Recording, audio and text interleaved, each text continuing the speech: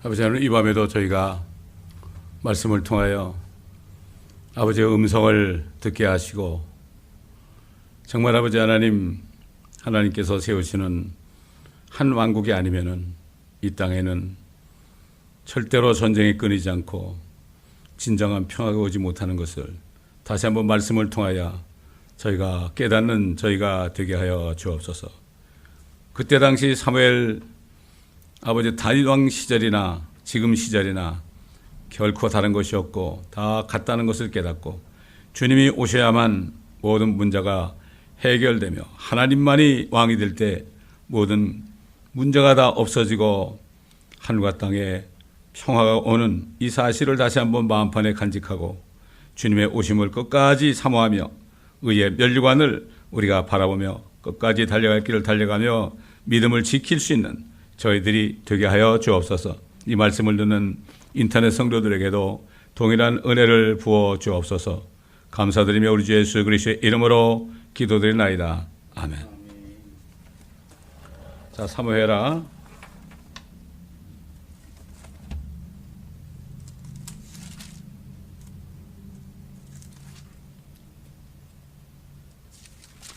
3장입니다.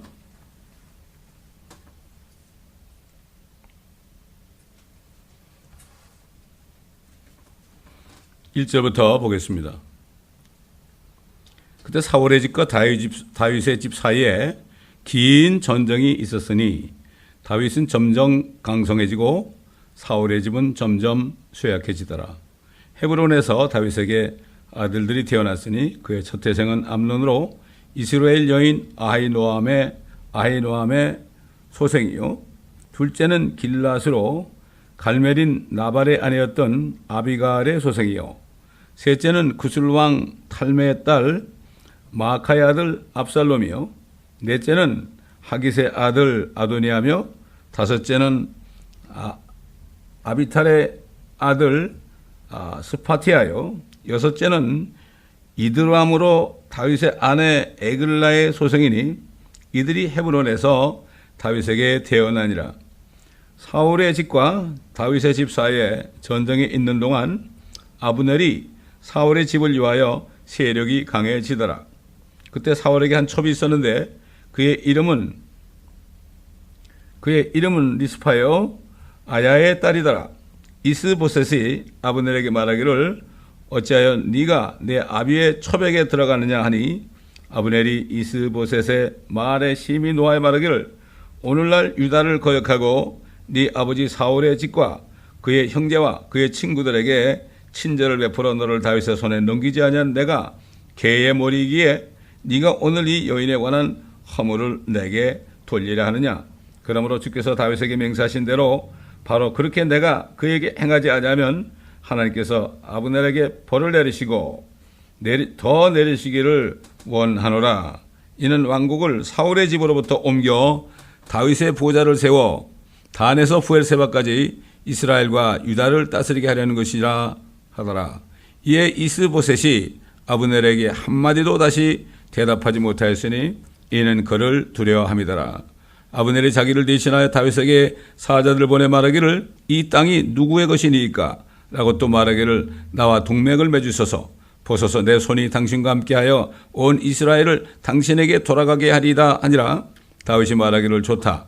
내가 너와 더불어 동맹을 맺으리라. 그러나 내가 한 가지 일을 내게 요구하노니 곧 내가 나의 얼굴을 보러 올 때 먼저 사울의 딸 미카를 데려오지 아니하면 네가 나의 얼굴을 보지 못하리라 하고, 다윗이 사울의 아들 이스보셋에게 사자들 보내 말하기를 내 아내 미카를 내게 돌려달라. 그녀는 내가 필리스타인들의 포피 100으로 정혼한 여자니라 하니라.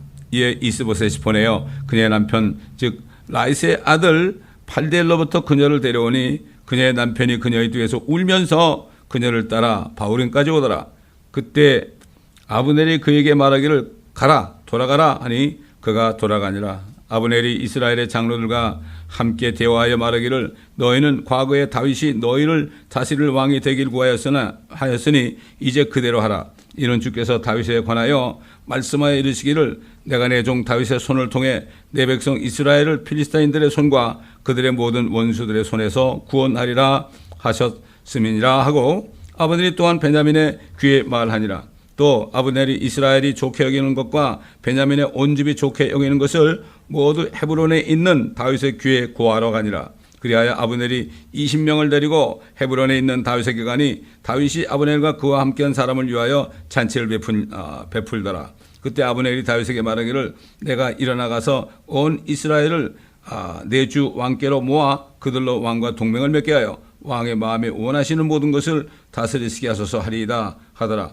이에 다윗이 아브넬을 보내니 그가 평안히 가니라. 그때 보라, 다윗과 요압 신하들이 한 부대를 추격하러 돌아오는데 많은 철팀을 가져오더라. 그러나 아브넬은 다윗과 함께 헤브론에 있지 아니하였으니 이는 다윗이 그를 보내어 그가 평안히 갔음이라.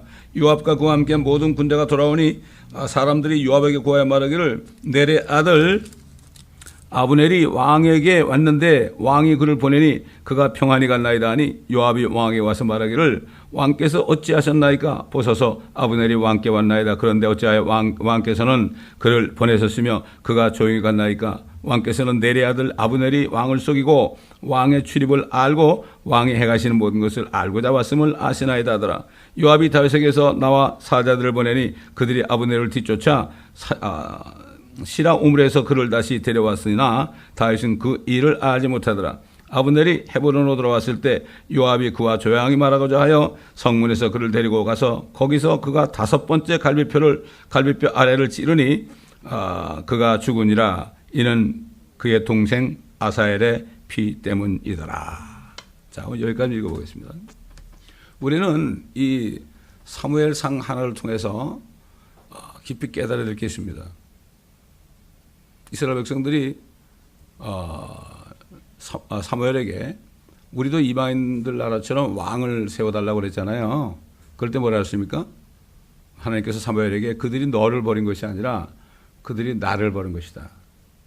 그때부터 이제 왕이 이제 첫 번째 왕이 세워지고 두 번째 왕이 세워지는 과정이 있습니다. 그런데 보면 이 이스라엘도 왕을 세우니까 이방 나라하고 똑같은 그러한 전철을 밟고 있어요. 그래서 사울이 폐지되고 다윗이 기름 부음 받으니까 어떻게 됐습니까? 결국은 사울에 휘하 있는 사람들은 다 죽게 되어 있습니다. 세상도 그래요. 정권이 바뀌어보세요. 정권이 바꿔보면은 그러면은 결국은 옛날 왕정에 있을 때는 말이죠. 왕이 바뀌면 어떻게 옛날 왕을 따르던 사람들, 그런 사람들은 다 죽였습니다. 오늘날도 보세요. 오늘날도 보면은 대통령이 바뀌면은 결국 뭐 죽이지는 않지만은 감옥에 보내고 말이죠. 엄청나게 핍박을 하잖아요. 그게 다 그런 겁니다, 그게. 하나님이 온 세상의 왕이면 말이죠. 이런 일이 있을 수 없어요. 결국 사람이 왕이기 때문에 왕권이 바뀔 때마다 엄청난 살육이 있는 거예요. 엄청난 살육이 있는 거예요. 여기 아브넬이라는 사람은 사울왕의 신복이에요. 사울왕의 신복. 군대 대장이란 말이죠. 그 다음에 요압이라는 사람은 다윗왕의 신복이에요. 요압이라는 사람은. 근데 요압의 그 동생 가운데 아사헬이라는 사람이 있었어요. 그런데 결국 이 사람이 그 아브넬을 죽이려고 따라가다가요. 결국 아브넬의 창에 찔려서 죽었어요. 여기 보면 사람을 죽일 때 꼭 5번째 갈비뼈 밑을 찌르니 그가 죽더라. 이거는 킹제임스 성경밖에 없어요. 5번째 갈비뼈가 어디입니까? 5번째 갈비뼈 밑이라는 것은 심장을 얘기해요. 칼끝으로 거기만 탁 찔러버리면 심장만 찌르면 죽는 거예요. 왜 5번째 갈비뼈라고 그랬을까? 5번째 갈비뼈라, 심장이다. 에? 여러 번 얘기하지만은 5이라는 숫자는 죽음을 의미한다 그랬죠. 죽음. 그래서 데블도 5자고, 뱀, 스네이크도 5자고, 그 다음에 데스라는 단어도 5자고, 그렇지 않습니까? 이게 5이라는 숫자는 죽음을 의미해요. 한국은 죽을 4자라고 그러죠. 성경에서 5 숫자는 죽음을 의미해요. 그래서 5번째 갈비뼈 밑을 찌르니 그가 죽더라. 다 이렇게 나와요. 한 사람을 죽일 때는 이상하게 전부가 다 5번째 갈비뼈 밑을 찌르니 그가 죽더라. 그랬습니다. 사실 이 아브넬은 잠깐 동안 그 사울 왕의 아들 이스보셋을 왕으로 세워서 잠깐 동안 통치하게 했지만 그의 마음속에는 결국 다윗에게 모든 이스라엘 이스라엘의 11지파를 다 갖다 드리려고 계획하고 있었어요. 그런데 계획하고 있었는데 이 요압이라는 사람은 그 뜻을 알지 못하는 거예요. 아사헬이라는 사람도 그것을 모르는 거예요. 그 깊은 속을 모르고 말이죠. 다윗은 그것을 알고 그를 잘 돌려보내는데 결국은 끝까지 따라가가지고 그 아브넬을 죽였습니다. 엄청난 정권이 바뀔 때는 참 많은 충신들이 말이죠. 억울하게 많이 죽습니다. 많이 죽어요. 옛날 보세요. 그 조선시대 말입니다. 세자라는 사람이 결국 왕위를 찬탈했잖아요. 왕위를 찬탈하는데 사육신 이 사람들이 엄청난 고통 속에 죽어갔어요. 그럴 때마다 진짜 나라를 위하는 사람들은 다 죽었어요. 그래야만 정권이 계속되는 거예요. 그러니까 예수 그리스도가 이 땅에 오시지 않으면은 모든 나라들이 말이죠. 정권이 바뀔 때마다 엄청난 그 죽이는 그런 역사가 지금도 계속되고 있다는 걸 우리가 알아야 됩니다. 그러니까 옛날 그리스 왕 알렉산더도 자기가 왕이 됐지만 불안한 거예요. 또 죽을 수 있잖아요. 죽을 수 있잖아요. 또 정권이 바뀌면 다 죽는 거 아니에요. 자기 휘하도 다 죽는 거 아닙니까? 그렇기 때문에 이스라엘은 비국이 하나님의 그 왕권, 그러니까 그 선지자들, 그 다음에 사사들, 재판관들, 이런 사람을 통해서 하나님이 통치했는데 그것을 실어가지고 왕을 세울 때부터 문제가 생긴 거예요. 이 재판관들은 죽으면 다른 사람이 이어받잖아요, 그냥. 재판관이 무슨 기름 부은 게 아니잖아요. 왕이 된 건 아니란 말이죠. 그렇기 때문에 하나님만이 왕이고 다른 사람들은 왕의 휘하에서 지혜를 받아가지고 능력을 받아가지고 이방인들과 싸움도 하고 말이죠. 이렇게 했지만은 정말 이게 왕권이 이 왕제도가 생긴 다음에 지금 보세요. 이 지금 다윗이 말이죠. 왕이 되기 전까지 얼마나 고통받았어요. 얼마나 고통받았어요. 왕이 이제 기름 부음하고 사울이 죽은 다음에도 계속해서 그 전체 이스라엘을 다스리지 못해요. 이 결국은 12지파 중에 한 지파, 유다 지파만을 그가 7년인가 얼마 다스렸어요. 그러니까 끝까지 돼가지고 이스라엘의 왕권을 회복할 때까지 엄청난 살육이 있었단 말이죠. 살육에서 죽고 원수 같고 죽고 원수 같고 아브넬이 요압의 동생을 아사헬을 죽었기 때문에 결국은 그래가지고 요압을 통해서 말이죠. 그래가지고 결국 또 죽임을 당한 거예요. 죽고 죽이는 그러므로 이 나라의 모든 정말 장수라든가 지혜로운 사람들이 참 개죽음을 당한 것을 우리가 볼 수가 있습니다. 이게 인류 역사입니다. 이스라엘도 다른 이방 나라처럼 똑같은 전철을 밟은 거예요. 다윗이 왕이 됐죠. 이제 그 이스라엘 전체 12지파를 다 통일해서 정말 통일 이스라엘을 다스리는 왕이 됐지만 어떻게 됐습니까? 나중에 보세요. 그 아들들이 말이죠. 아까 아들들 이름이 나오잖아요. 아들이 몇 명이에요, 지금? 부인도 많고 말이죠. 그 중에 거기 압살롬이라는 사람은 다윗을 죽이려고 그랬잖아요. 아도나이라는 사람도 자기가 왕이 됐다고 막 선포하고 그랬죠. 엄청난 혼란이 있었어요. 그러다 결국은 압살롬도 죽임을 당하고 아도니아도 죽임을 당하고 그래가지고 가까스로 솔로몬에게 왕위를 물려주는 역사가 일어난 거예요. 이걸 우리가 알아야 됩니다. 그렇기 때문에 이 세상에는 어느 누구도 사람을 통치하는 왕이 될 수 없는 거예요. 왕은 예수님이 뭐라고 그래요? 예수님은 의의 왕이요 평강의 왕이라고 그러죠. 그분만이 왕이 될 수 있기 때문에 주님 오실 때는 그의 이름이 있는데 만왕의 왕 만주의 주로 오신다고 그렇게 말씀한 겁니다. 그러니까 이 인류 역사가 주님이 오시지 않으면은 전쟁과 싸움과 죽임과 살육이 계속 끊이지 않게 돼 있고, 그 다음에 어떻게 됩니까? 결국은 비참하게 다 죽는 겁니다. 이렇게 되는 거예요. 그래가지고 결국은 이제 이스라엘이 범죄하니까 하나님께서 이사야나 예레미야를 통해서 정말 너희가 회개하지 않으면은 이제는 먼 나라로 잡혀가서 나라가 황폐하게 되고 초토화될 것이다. 이렇게 예언을 많이 했잖아요. 그러니까 결국 어떻게 됐습니까?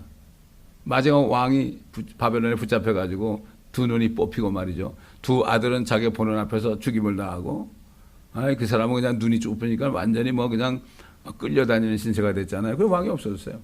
왕이 없어지고 한 400년 후에 말입니다.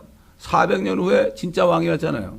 진짜 왕이 이름으로 예수의 이름으로 왔잖아요. 근데 그 예수를 죽인 거예요. 예수를 죽였죠? 그 자기들이 왕 노릇하는 거예요 지금. 이스라엘이 말이죠.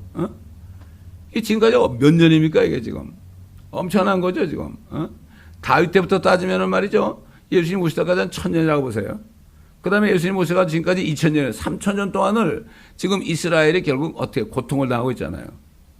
이게 인류 역사를 보게 되면은, 이스라엘의 역사를 보게 되면은 무엇이 진짜 진리인가를 우리가 알 수 있는 거예요. 이 말씀을 통해서 우리가 이런 것을 깨닫지 못하면 아무 소용이 없어요. 이건 역사적인 사실로만 그냥 드러나는 겁니다. 그러나 우리가 왜 하나님께서 이런 말씀을 기록하게 하셨을까? 결국은 초점이 뭡니까? 진짜 왕이 오시는 그날이에요, 그날. 그래서 이 사도 바울이 디모데에게 그랬잖아요. 내가 주 예수 그리스도의 나타나심이 뭐예요? 휴거 때죠. 그 다음에 그의 왕국을 두고 내가 네게 명하노니 네가 말씀을 전파하라. 때를 어떤지 못 어떤지 전파하라. 때가 되면 사람들이 진리에서 돌이켜 자신의 귀를 가르쳐 해줄 선생들을 많이 들 것이다. 진짜 왕이 오시는 거에 대한 그런 얘기 안 해. 얘기 안 하고 그냥 당장 그냥 그 귀에 가려운 거, 자기 필요한 거 공급해주고 물질적인 축복을 받는 이런 거, 요 귀에 가려운 것을 귀를 후빌 때 얼마나 좋아요. 귀를 후빌 때. 너무 좋은 거죠. 자기의 귀를 즐겁게 해준 사람 그 메시지를 듣는단 말이죠. 그 사람들이 뭐라고 하면 그들이 마지막 때는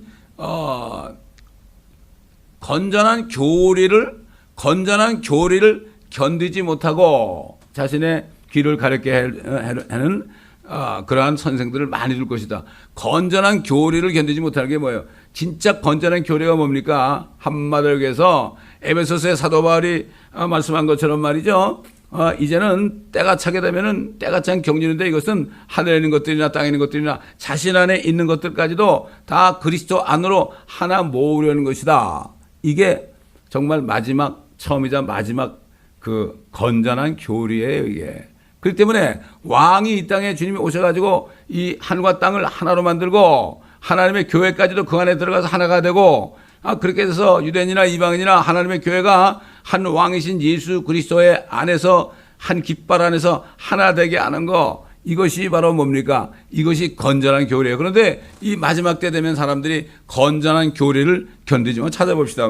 디모데후서 2장, 4장. 디모데후서 4장. 이게 성경이 다 이게 통하는 거예요. 왜 사도 바울이 그런 경고를 했을까?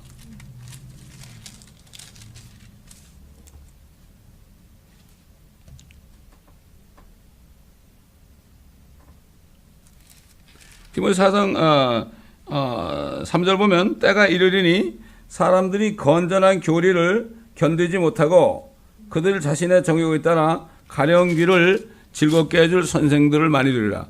건전한 교리를 견디지 못해요. 주님이 오신다, 주님의 왕 되시고 그분의 왕국을 세우는 거 이 땅에 이것을 전하면 이게 건전한 교리거든요. 이거를 전하게 되면 어떻게 돼요? 세상에 속한 교회들, 캐톨릭을 중심해서 세상에 속한 교회들이 어떻게 돼요? 기독교가 핍박을 하는 거예요. 이단이라고 그러는 거예요. 그걸 견디지 못해 사람들이. 견디지 못하고 입도 뻥긋 못하는 거예요. 이단 소리 안 들으려고 말이죠. 그걸 건전한 교리를 견디지 못하고 그 자신의 정욕에 따라 가려운 귀를 즐겁게 해줄 선생들을 많이 두리라. 또한 그들의 귀를 진리에서 돌이켜 꾸며낸 이야기로 돌리리라. 꾸며낸 이야기.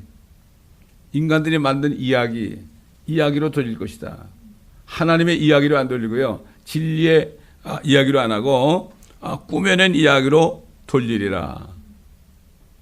이게 지금 이런 시대에 살고 있어요. 이 성령께서는 사도 바울을 통해서 말이죠. 지금 이 시대에 일어날 일들을 미리 예언한 거예요. 그 당시도 그랬지만 그때 사람이나 지금 사람이나 똑같죠. 그때 교회도 주님을 기다리는 사람이 소수고 그렇지 않은 사람이 대부분이었죠. 똑같아요. 사람이 뭐 똑같지 뭐 그 사람들은 우리하고 다를 게 아무것도 없어요. 그래서 그러나 너는 모든 일에 정신을 차리라고 그랬죠. 고난을 견디라고 그랬죠. 전도자의 일을 하고 네 직무를 완수하라. 목회자에게 한 거야, 목회자에게. 죽으나 사나 말씀을 전파하고 건전한 교리, sound doctrine, 건전한 교리를 전해야 된다. 그렇게 해야만 결국은 네가 후회하지 않는다. 그러나 나는 이제 제물로 드릴 준비가 다 돼 있고 나의 달려갈 길을 다 달리고 내가 믿음을 지켰으니 나를 위하여 의의 면류관이 준비되었도다. 이는 그때 그분께서 나에게 주실 것이며 나뿐만 아니라 그의 나타나심을 삼하는 모든 사람에게도 휴거의 날을 삼하고 또 그 다음에 그분이 왕으로 오셔서 왕국을 세우실 그날을 삼하는 자들에게도 주실 것이다. 별로 없죠 요즘에. 많다면 여기서 듣겠죠 말씀을. 그러나 하나님께서는 정말 그 디모데가 목회하던 교회에 사람들 보내준 것처럼 이 교회도 결국은 열린 문 있는 교회에 들어와서 열린 문에 들어가고 싶은 사람들은 하나 둘씩 보내주실 것입니다. 숫자는 많지 않아도. 그러니까 우리가 이 사무엘하를 보면서도 말이죠, 이것을 우리가 알 수 있지 않습니까? 그래서 보세요. 그 27절 보세요.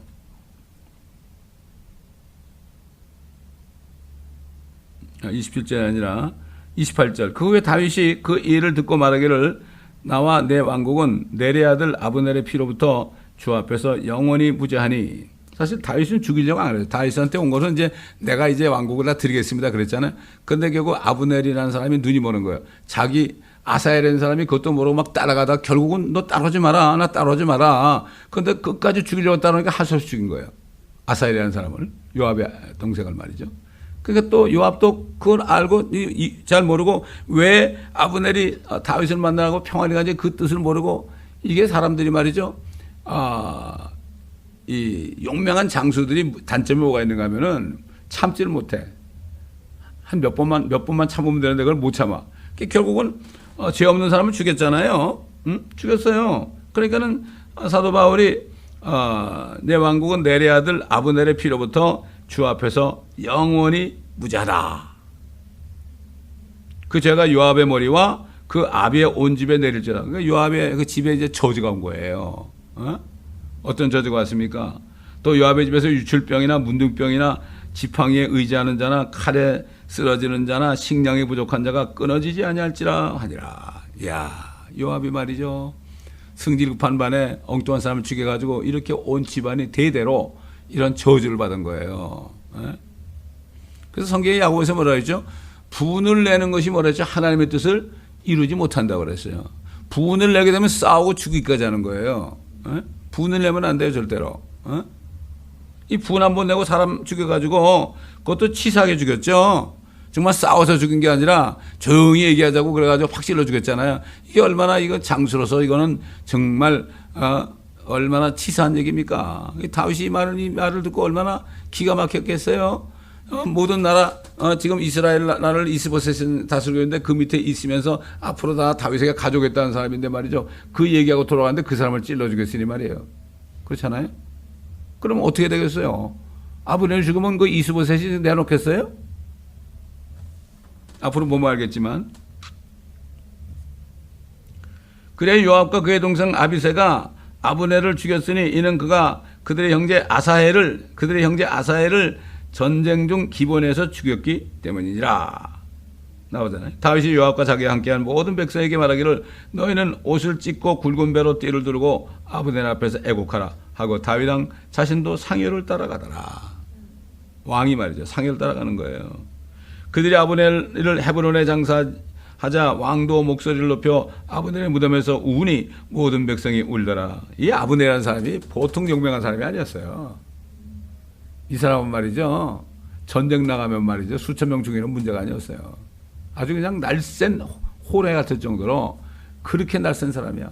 아브넬이나 요압이나 말이죠. 아비새나 이런 사람들 그 당시에 엄청난 장수들이었어요. 이런 장수가 지금 없어요. 그들이 아브넬을 헤브론에 장사하자 왕도 목소리를 높여 아브넬의 무덤에서 우니 모든 백성이 울더라. 왕이 아브넬로 인하여 애도하여 말하기를 어찌하여 아브넬이 미련한 자가 죽듯이 죽었는가. 그렇잖아요. 얼마나 미련하게 죽었어요. 개죽음했죠. 내 손이 결박당하지 아니하였고 네 손이 결박당하지 아니하였고 네 발이 착고에 차지도 아니하였거늘 사람이 악인을 악인들 앞에 쓰러지듯이 네가 그렇게 쓰러졌도다 하니 모든 백성이 그를 위하여 다시 울더라. 아직 낮일 때 모든 백성이 다윗에게 와서 음식을 들라고 권하자 다윗이 맹세하여 말하기를 내가 해지기 전에 빵이나 다른 것을 맛보면 하나님께서 내게 벌을 내리시고 더 내리시기를 원하노라 하니라. 그러자 모든 백성이 이를 알아차렸으며 그것이 그들을 기쁘게 하시니 왕이 무엇을 하든지 온 백성을 기쁘게 하더라. 이는 그날의 모든 백성과 모든 이스라엘이 넬의 아들 아브넬을 죽인 것은 왕에 의한 것이 아님을 알았습니다. 이게 중요한 겁니다. 이거. 이거 다윗이 죽였구나. 이게 아니에요. 이게 오해하면 안 되죠. 왕이 그의 신하들에게 말하기를 너희는 오늘 이스라엘에서 한 통치자여 위대한 자가 쓰러진 것을 알지 못하느냐. 내가 비록 기름 부음 받는 왕이나 오늘날 나는 악하도다. 나는 악하도다. 수레아의 아들들인 이 사람들이 내게는 너무 어려우니 주께서 악을 행한 자에게 그의 악에 따라 갚아주시리라 하더라. 그러니까 이제 그 요압이라는 사람도 정말 다윗의 신복이었지만 이렇게 악을 행했을 때는 가차 없이 이렇게 돌아서는 사람이에요. 하나님이 이런 사람을 좋아합니다. 그 인정에 이끌리지 않고 말이죠. 그 사람은 인정에 이끌리면 어떻게 돼요? 백성들이 그를 따르지 않습니다. 그러니까 지금 주님이 오시기 전까지는 이런 일들이 끊이지 않고 있어요. 우리가 모르는 사이에 말이죠. 수많은 사람들 대통령이 바뀌고 왕이 바뀌고 그럴 때마다 엄청난 사륙이 있습니다. 이게 밝혀지지 않아서 그렇습니다. 그래서 하나님께서는 이스라엘이 왕을 세워달라고 그럴 때 벌써 아셨어요. 이거를. 그들이 깨달을 때까지. 바벨론에 잡혀갈 때까지 못 깨달았습니다. 지금 그렇기 때문에 지금 그 이스라엘 백성들이 기다리는 게 메시아 아닙니까? 왕을 기다리는 거예요. 왕을. 하나님이신 왕이 오셔야만 된다는 걸 알아요, 이제. 근데 그들이 왕을 죽인 것도 몰라요, 지금. 그 때문에 그걸 모르고 있다가 대환란 끝에 말이죠. 예수님이 만화형 만주전 나타났을 때 딱 보니까 그들이 찌른 사람 아니에요. 찌른 하나님 볼 때 얼마나 기가 막혔어요. 그러니까 스가랴 한번 찾아보면 다 알지만 스가랴 14장 보세요. 스가랴 14장. 기가 막힐 거예요. 기가 막힐 거예요. 그 다음에 오순절 날도 베드로가 그렇게 했잖아요. 영광의 왕을 너희가 죽였도다 그럴 때 어찌할꼬 그랬잖아요. 우리가 어떻게 해야 됩니까? 이거 큰일 났네요 그랬죠. 그러니까 네가 회개하라. 돌이키면 성령의 선물을 받으라고 그랬죠. 스가랴 12장 14장이 아니라 12장 보게 되면은